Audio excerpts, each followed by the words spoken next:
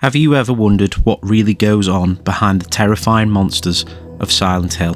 The Silent Hill series is a cornerstone of horror gaming, renowned for its eerie atmosphere and its terrifying creatures that haunt players' nightmares.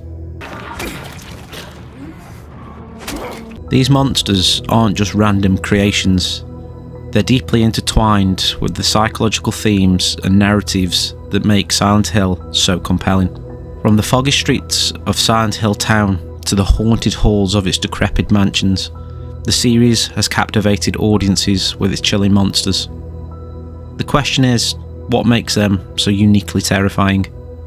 The Silent Hill series was created by Konami, a legendary game developer known for pushing boundaries in the gaming world.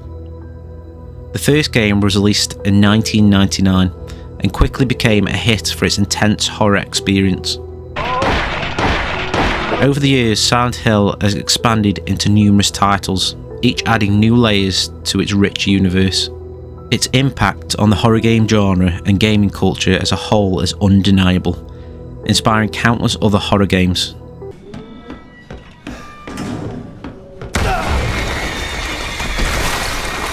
The series' history is a testament to its influence on modern gaming. One of the most iconic monsters in the series is Pyramid Head, also known as the Executioner. His design is instantly recognisable. It's a towering figure clad in a pyramid-shaped helmet and a large, heavy sword. What makes him so terrifying isn't just his appearance, but the symbolism behind him. He represents guilt and punishment, embodying the main character's inner turmoil. Then there's the nurses, whose grotesque yet intriguing appearances has sparked much debate among fans. Their twisted fetish-like uniforms and sadistic behaviour make them a standout.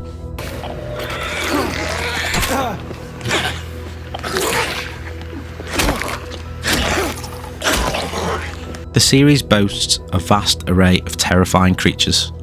There's Abstract Daddy, a less traditional monster that serves as a symbol of a father's failure to protect his child. The design of these monsters isn't just for shock value. It reflects the psychological state of the characters and the game's themes. Take the Incubus, for example, a creature that embodies lust and temptation, showcasing the variety of depth of monsters in Silent Hill. Each monster, from the Butcher to the infamous Pyramid Head, serves a purpose in enhancing the game's atmosphere. The dog-like creature in Silent Hill 2, often referred to simply as the dog, symbolises the player's inner struggle and confrontation with their past. It's a creature that many players remember for its intense encounters. Another notable monster is the laughing, cackling victim, whose design and behaviour evoke a sense of despair and hopelessness.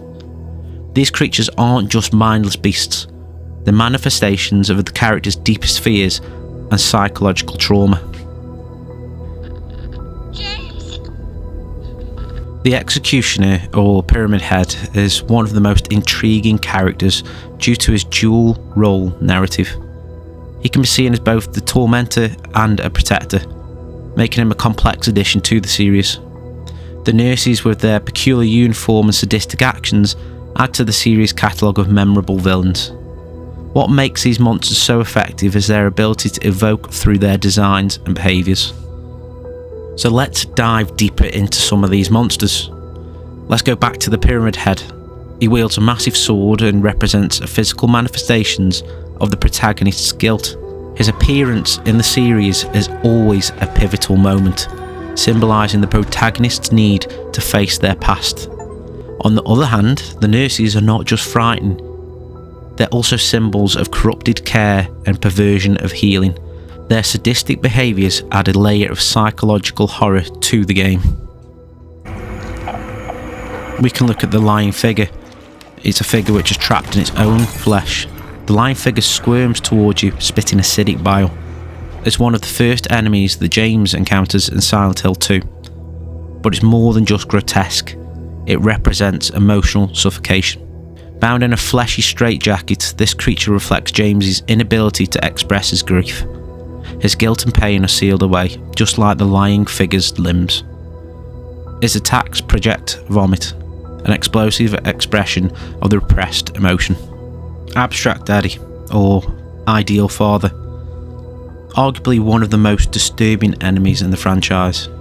Abstract Daddy is a pure psychological horror. You meet this creature during Angela's story arc, and it's unlike anything else in the game. Please.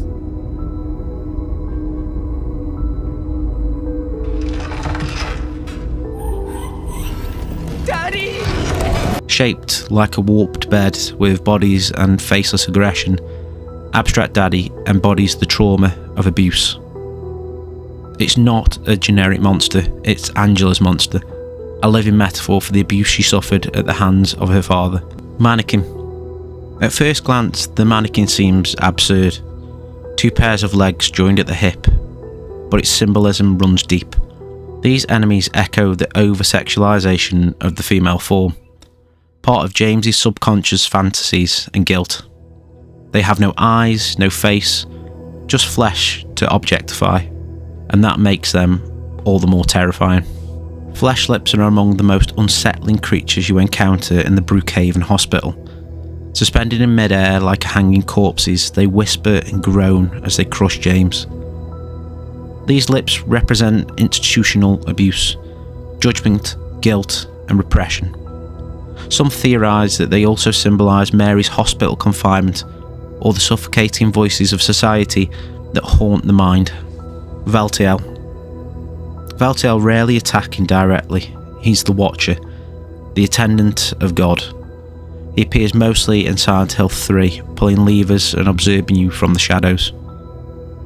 Valtiel represents cult's God and the process of rebirth. His mechanical twitching movements echo the inevitable of fate, and his constant presence is a grim reminder that the other world is watching. Twin Victim, or Doublehead. It's from Silent Hill 4, The Room. The Twin Victim is a heartbreaking and horrifying figure, a manifestation of the murder of 2 innocent children. Its exaggerated childlike proportions and accusatory gestures highlight the unbearable guilt of the character of Walter. It doesn't run, it points, it judges. Insane Cancer. Grotesque and lumbering Insane Cancer appears in Silent Hill 3 as a grotesque parody of the human body. It's huge, slow, and unpredictable. Some believe it symbolises self-loathing and the deterioration of the body, possibly linked to Heather's conflicted feelings about her forced reincarnation and transformation. The name alone, Cancer, suggests something malignant and inescapable. Closers. These enemies appear in Heather's journey, embodying distorted femininity. Their grotesquely muscular arms crush anything in their path, suggesting power turned violent. Perhaps a reflection of Heather's struggle with the identity and the expectations of womanhood. Finally, we come to Bubblehead Nurse. More than just a disturbing design, the Bubblehead Nurse represents James's conflicting emotions, frustration, guilt, and shame, all wrapped in a perverse form of care. Her twitching head, appearance, and sudden violence create a haunting paradox.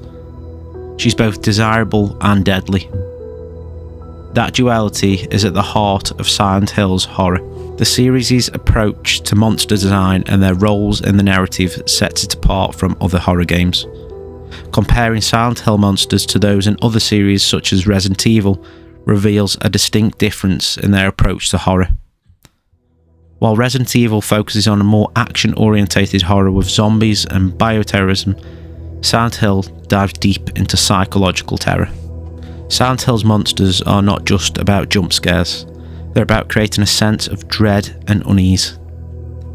When I first played Silent Hill 2, I was struck by how the monsters weren't just random encounters, but were deeply connected to the story and my progression through it. The encounters with Pyramid Head are especially memorable, as they often symbolised my failure or inner turmoil. The psychological aspect of Silent Hill is what makes its monsters so enduring in the gaming culture. For players who appreciate a more cerebral approach to horror, Silent Hill delivers an unmatched experience. It's a series that challenges players to confront their fears and understand the psychological themes behind its terrifying creatures. The monsters are more than just enemies, they're part of a larger narrative that explores the human psyche. So if you're a fan of psychological horror and are looking for a gaming experience that goes beyond jump scares, Silent Hill is a must play. The series monsters, with their complex designs and symbolic meanings, add depth to the game narrative. Every monster in Silent Hill tells a story, not about the town, but about you, the player, the protagonist, the pain we bury and the truths we fear. We're all the same. I'm not like you.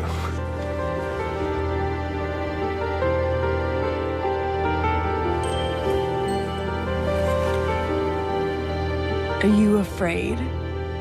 So which Silent Hill monster is your favourite? Have you encountered any that left a lasting impression on you? Share your stories in the comments below. If you're interested in more horror game reviews or walkthroughs, be sure to check out my channel for more content. Don't forget to like and subscribe for future updates on gaming content.